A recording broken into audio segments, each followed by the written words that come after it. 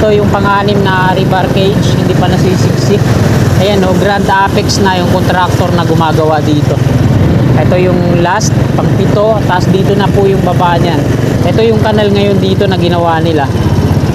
Yan, ito yung NAIA bypass LN, yung circle lumiit na, no? So ito na po ngayon yung arrival at departure area. Yung dati na merong LED billboard dito na napakalaki, tapos bakod dyan sa may mga aso. So wala na, pavement na po siya at na-asphalto na. Pati dito tinanggal na yung mga mga concrete barrier. Ayan, na-pouring na yung pavement dyan sa may parkingan ng bisikleta. Yung landscape dito wala na rin. Ayan, natutulog yung mga workers dahil break time, tanghali na kasi. Dito nilagyan na nila ng mga forma. Tinanggal na yung dyan, landscape. Yan, Villamor Air Base na po yan dyan. Dyan ako papasok. Ito yung expressway. At ito na yung paligid ngayon dito sa may Villamor. So, yung mga Center Island dito, wala na. So dito po yung pagitan ng Sales Road at Andros Avenue. Diretso doon, Sales po yan. Andros Avenue naman to dito. Nimulan ko to, walang naniniwala sa paligid ko. Magandang tanghali po sa lahat ng mga kababayan natin, Mapaluzon, Visayas at Mindanao, at maging sa mga kababayan natin dyan sa abroad, mga OFW, immigrants. Magandang tanghali po sa inyong lahat. Araw po ngayon ng Sabado, ika-28 ng Disyembre, taong 2024, at kakalabas ko lang po dito sa BNS Navy, Marines, at patungo ako ng Villamor Air Base ngayon.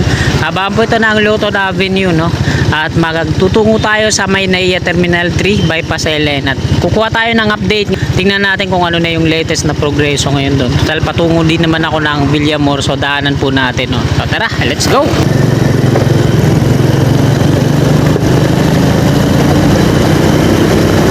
So kaninang umaga, sobrang lakas ng ulan. Dito po ito sa Taguig, Western Bikutan. So ngayon tumila na, medyo sumilip na po yung araw. Medyo mainit-init na konti, pero kita naman sa langit na may namumuna namang mga ulap na maya-maya uulan na naman yan.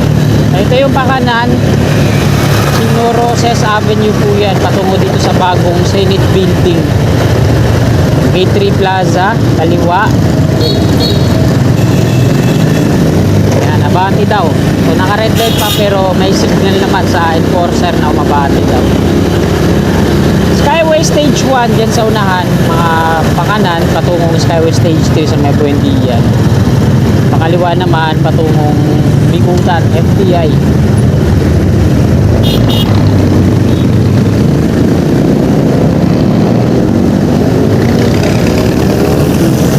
Yung Senate Station na NCR dito yan sa kanan natin, patungo doon. So may mga naka-prepared na rin doon na mga plastic barrier.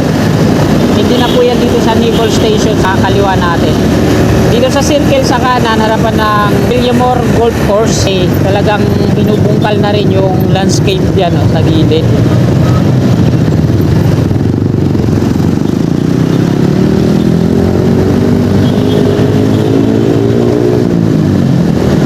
Yan, nasa ilalim na po tayo ng expressway. NAIA Expressway patungong via Makapagal, Capitex. Sales Road po ito dito sa ilalim.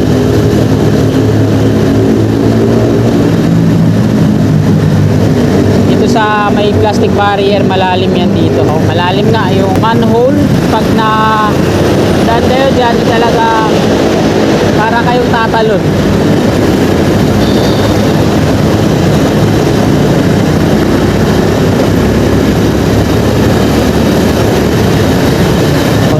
Diyan na po ako papasok mamaya dyan sa kaliwa natin. Ayan yung gate papasok ng Villamor Air Base, pero ikot muna tayo dito sa may bypass LN off ramp dito sa kaliwa natin, magaling Skyway patungo dito sa Newport City. So meron siyang tatlong dyan counter toll. Ayan, matraffic na naman. So dito lang talaga naantala pagpalabas na kayo dito sa toll. Pumipila talaga. Ayan, sakit dyan sa expressway, yung mga pa-exit na naantala,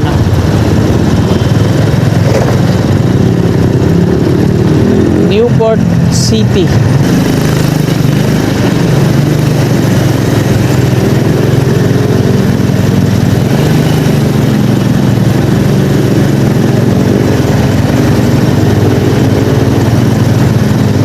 Ayan sa harapan natin yung elevated walkway, no?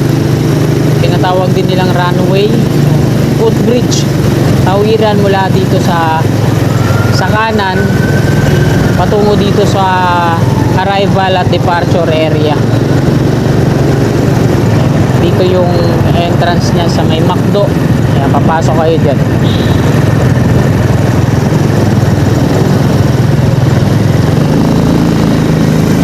Yung U-turn slot po dito sinarado na. Ayan, mga patungo dun sa kabila. So, dun na kayo mag-U-turn sa unahan mismo sa may bypass. Dire-diretso na to dito dahil ginawa na nga ang two-way sa kabila. Yung mga nagdi-divide lang dyan, ayan yung mga ayan o, dito papasok yung pag two-way sa kabila, dyan papasok patungo yan doon sa arrival at departure. Kasi ito naman yung patungo dito sa Baclaran, buo siya, hindi siya inate. Ito yung unang rebar cage mga kasikap sa may harap ng Savoy Hotel. Sa part na to hindi pa siya nasisiksik yung rebar. Ito na pouring na hanggang dun sa tuktok, nakabalot pa ng transparent na plastic. Ganun din dito at ganun din dito. So hindi na Bauer yung gumagawa dito, andun nakasulat to. Ayan yung mga round concrete form ready na. Ito yung pang-anim na rebar cage, hindi pa nasisiksik. Ayan o, Grand Apex na yung contractor na gumagawa dito. Ito yung last, pang-pito, tapos dito na po yung baba niyan. Hindi na pala Bauer yung gumagawa dito, Grand Apex na. Ito yung na road widening dito, so tatlong lane to nadagdag dito, nilagyan na rin nila ng kanal dito sa kaliwa. Ayan yung daloy ng mga sasakyan na yan, ayan, patungo dun sa arrival at departure area. So nilagyan na rin nila dyan ng median barrier. Ayan o. Tapos dito mga flexible post nakalagay dyan, nagdi-divide. Ito yung kanal ngayon dito na ginawa nila.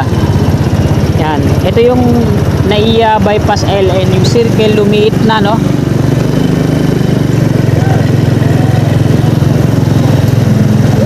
So ito na po ngayon yung arrival at departure area. Yung dati na merong LED billboard dito na napakalaki, tas bakod dyan sa may mga aso.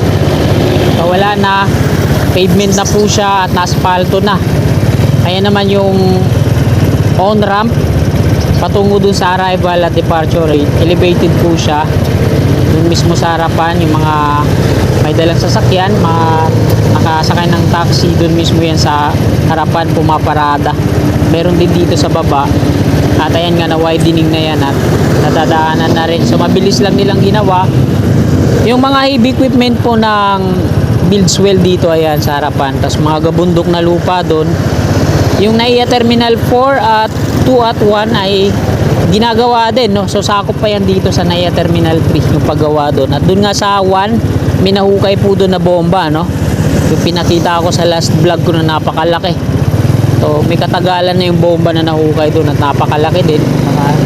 World War II pa daw, sabi ng nakausap natin dito na empleyado.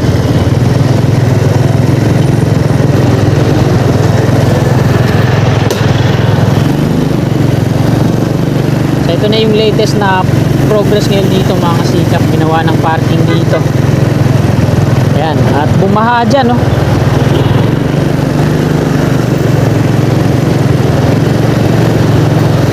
Bumaha dito.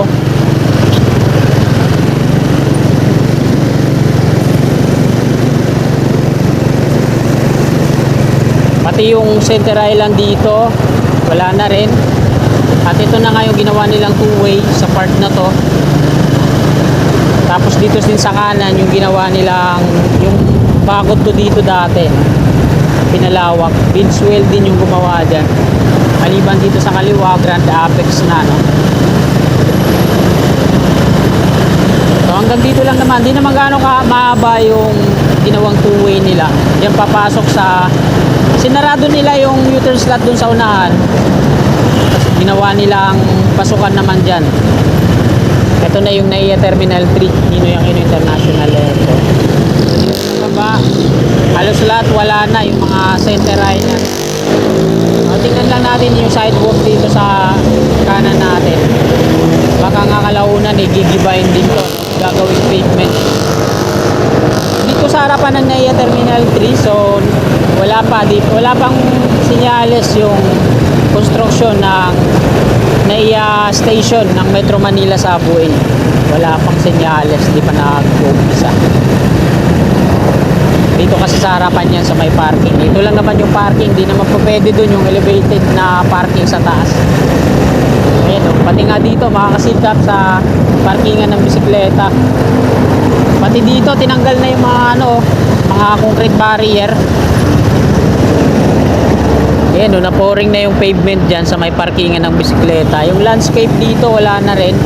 Ayan, natutulog yung mga workers dahil break time, tanghali na kasi.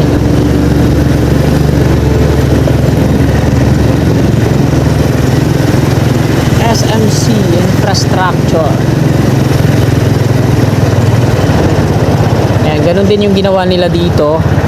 Yung landscape niya binungkal, tapos ito ang kapal ng pouring. Ayan o. Dito nilagyan na nila ng mga forma. Diyan sa kabila tinanggal na rin nila yung center island. Ayan, makikita nyo naman binungkal na. So ipapantay nila yan, yung pavement sa kabila tsaka yung pavement dito. Ayan, binuksan na ulit nila dito yung U-turn slot dyan sa unahan. At ito na yung mga patungo ng Skyway Stage 2, Stage 1 patungong Bikutan. Ito yung on-ramp. Papasok kayo dito sa toll sa kanan. Meron siyang tatlong counter dyan. Ayan o. Tinanggal na yung dyan, landscape. Ayan. Isang U-turn slot lang yung open dito lang sa unahan. Villamor Air Base na po yan dyan sa unahan. At dyan na ako papasok.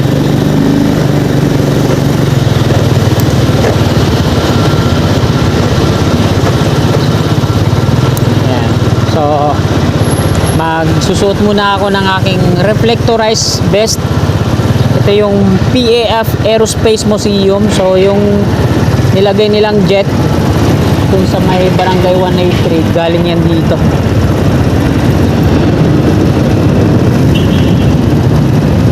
Lalagay muna ako ng aking reflectorized vest. Ito yun, kasi kailangan yan dyan, di ka papapasukin.